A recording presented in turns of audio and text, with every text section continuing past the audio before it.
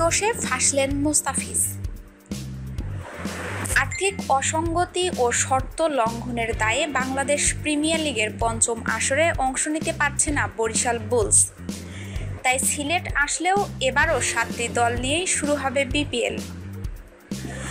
গত মাসে সাবেক বরিশাল বুলস অধিনায়ক মুশফিকুর রহিমকে নিয়ে অশালীন মন্তব্য করে দেশব্যাপী সমালোচনার পাত্র হন ফ্র্যাঞ্চাইজিটির মালিক এবং বাংলাদেশ ক্রিকেট বোর্ডের অন্যতম পরিচালক আব্দুল আউয়াল চৌধুরী বুলু।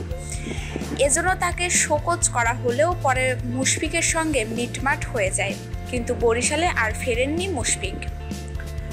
মুশফিককে হারিয়ে আইকন ক্রিকেটার হিসেবে কাটার মাস্টার মোস্তাফিজুর রহমানকে বেছে নেয় বরিশাল।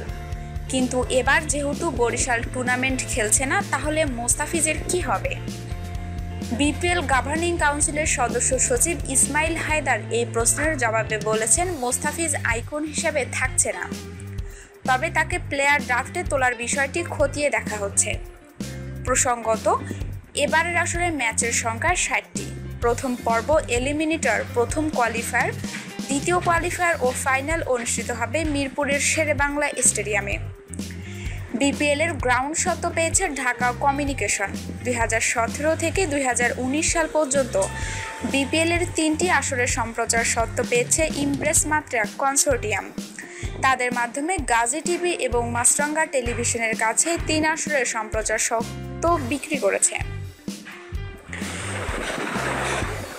হিট স্পোর্টসের সকল আপডেট নিউজ পেতে এখনই আমাদের চ্যানেলটিকে সাবস্ক্রাইব করুন এবং কমেন্ট করে আপনার মতামতটি আমাদের কাছে জানিয়ে দিন।